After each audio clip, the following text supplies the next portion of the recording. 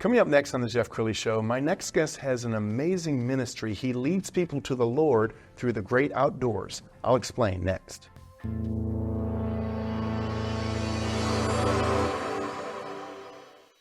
Many are predicting that the worst is yet to come, which is unfortunate, said one person here. Until now, they've enjoyed the reputation of being the nation's icebox. Watched a burglar in his home this morning by webcam. As a journalist of over 25 years, stories are what make my world turn. Reporting live from the Dallas newsroom tonight, Jeff Crilley, Fox 4 News. But in 2008, I took the jump from my familiar life and started a PR firm from my home. We're talking about anyone with a camcorder like the one I'm using becomes a television network. We started slowly growing the company, and we now have over 100 clients, and we've branched into the world of live digital broadcasting. I now own 8 different TV studios and have a huge team, and the stories that I now get to share are sometimes the most important of my life. Life has a funny way of coming around full circle. This is the Jeff Crilley Show. Well, if you watch this show, you know my father and brother are both ministers, and so I'm a man of faith, and I love to put spotlights on people who have unique ministries. Last week on this show, we introduced you to somebody who's ministering through Uber. And my next guest has a very unique ministry because he's doing it through the great outdoors. Danny Souder is in the studio. He's with Christian Outdoor Ministry. Thanks for coming on the show. It's my pleasure. Well, I want you to take me back in time. How did this start? Well, it started when I was 8 years old. My father started taking me hunting then, and I got addicted at 8 years old. I didn't hunt. I just sat with my dad in a blind and watched the animals, and I've done it all my life. It's just part of my DNA. It's just who I am, just what I do. I pastored for 30 years and Dallas Police Chaplain for 30 years and served on our National Mission Board for 8 years, and the Lord led us to start a missions ministry where we trained pastors and made disciples and evangelized and multiplied and planted churches. But in 2000, I don't know, whatever year that COVID was, COVID caused me not to want to travel any longer overseas because COVID was so bad. So simultaneously, I had started this ministry. The Lord one day just spoke to me and said, you need to start an outdoor ministry, hunting and fishing, because you know that's what you've done, that's who you are. And just make it a ministry to lead people to the Lord. I said, Lord, are you sure? He said, yeah, I'm positive. I said, okay. So I jumped out and started it. And that first year we had 50 kids and parents and 5 ranches. And last year, 1,000 kids owned 50 ranches, nearly 60 ranches. It just exploded.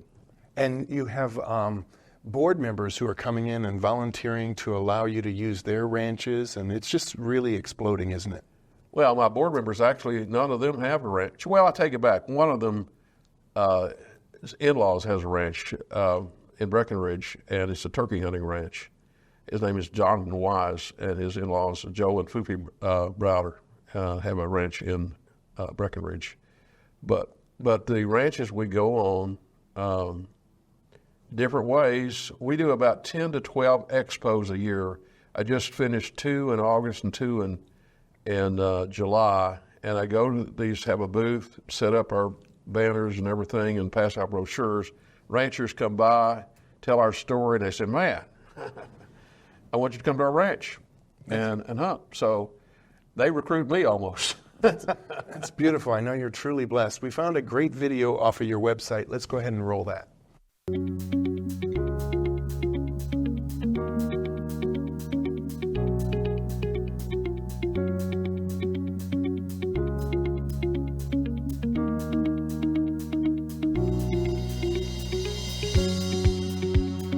The reason why I came up with this ministry was I had been doing this with a hunting club in Dallas called Dallas Woods and Waters, which is a secular club. And I've been in ministry for 40 years, and the Lord just put in my heart to do this as a Christian ministry, to impact and reach and influence kids and their parents.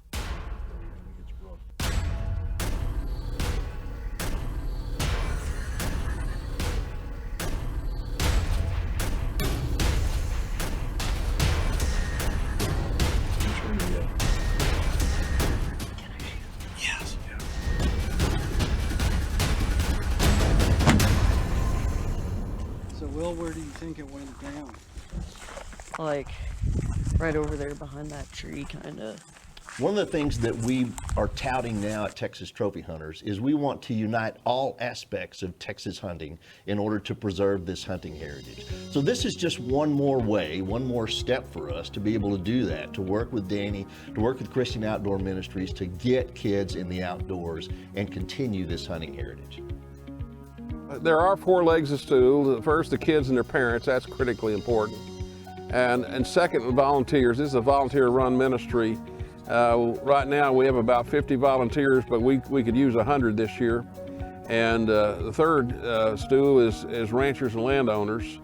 And we have about 15 ranchers that help us now. And then the fourth one, of course, is the Lord. And it's a way to have a clear, simple presentation of the gospel to share with the kids how to know the Lord and follow the Lord and live for the Lord and serve for Him. Jesus didn't come for people that had it figured out. He came for messed up people. And we're all messed up. Being with other believers kind of not only let me unlock a passion for hunting, but it also let me see another side of God that I kind of never was able to scrape away and get into. Christian Outdoor Ministries is a great deal all around. You're getting to hunt, you're getting to know about God, and a fellowship with other Christians. I keep coming back for the guides and some of the new kids we meet, and I like spending time with Danny and my dad, a lot of time with my dad. I always have a fun time being with my dad on these hunts. I think it's just, it's amazing to be out here in the nature with my dad because you really get to like bond with him. I think that my generation needs to do more of that, to take a relaxer in their week and breathe and say, God's got me. Like, look at this. Animals are fed, birds are fed, like I'm gonna be okay at the end of it. And that's what hunting really reminds me. So cheesy. We just need more ranchers and landowners to help us with this ministry. We're actually helping the ranchers, and these ranchers helping our kids and their parents by giving them an opportunity to have a first-time hunt. So it's a win-win for the kids and the parents and for the ranchers. But if we don't share this as hunters, this hunting heritage, our hunting heritage, has the risk of being completely lost.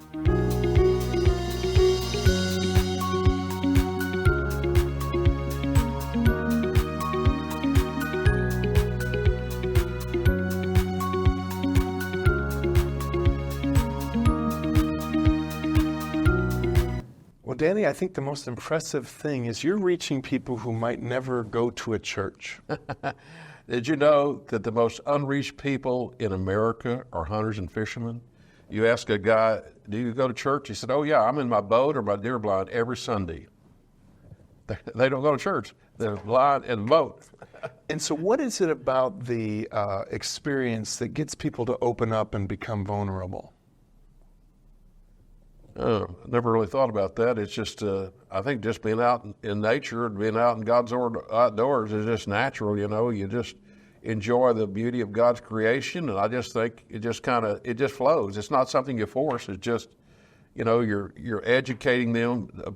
You know, most of these kids have never hunted or fished before, so you're giving them some new information, new insights about something that, you know, when they experience it, they enjoy it. I had this one kid. His dad was in prison, and his coach called me and said, this kid is really bad shape. He needs help. And he came on a hunt with us, and he'd never picked up a gun, and we taught him how to shoot. And then he couldn't look you in the face. At the end of the event, he lifted up his head, looked at me. He said, man, I love this. He said, can I go again? And the next week, his mother called the coach and said, what did y'all do to my son? He's a different person. He's totally changed. Wow. Danny, I applaud you. I think what you're doing is absolutely amazing and literally heaven sent. We're going to show a page off your website because you have a big event coming up. It's a dinner. Why don't you? It's our 7th annual Wild Game Dinner. It's our main fundraiser. You know, 60% of these kids get scholarships. That's Dennis Schwanberg, who's been a pastor. He's a Christian humorist. And we're doing something. This is the first time we've had him on the program to be our MC. Our auctioneer's name is Mike Jones. He's probably the best auctioneer out there. And so those are scrolling through the different ways you can be a sponsor and what the benefits of being a sponsor is. but this is a live auction, silent auction, and 6 or 7 raffle tables: deer table, turkey table, dove table, women's table, barbecue table, duck table. Put a ticket in the bucket and you win the whole table. So Danny, obviously as a nonprofit, you need funding. What will more funding allow you to do? Well, number one, more scholarships for kids, because 60% of these kids need scholarships or more. So that's the number one thing, is scholarships, and that's what we're aiming for. And then we've grown to the point where I've hit the ceiling. I can't do any more personally in what I'm doing. And so I have tried to delegate to my board and other people more jobs. But the bottom line is volunteers are limited what they can do. Sure. So I need to hire 2 or 3 more full-time staff to help me to continue to grow. And right now, correct me if I'm wrong, the ministry is right here in Texas. Are you imagining other states? We've had contact from Arkansas and from West Virginia.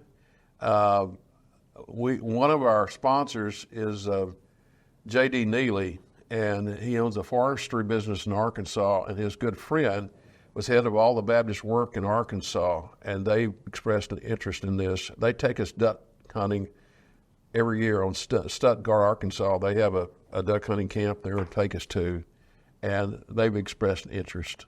But again, right now, I'm not trying to push other states. It's all I can do to cover the state of Texas right now. And you have a bold goal. You're trying to reach 10,000 parents and kids. In the next 5 years, just to cover the state of Texas. Yes.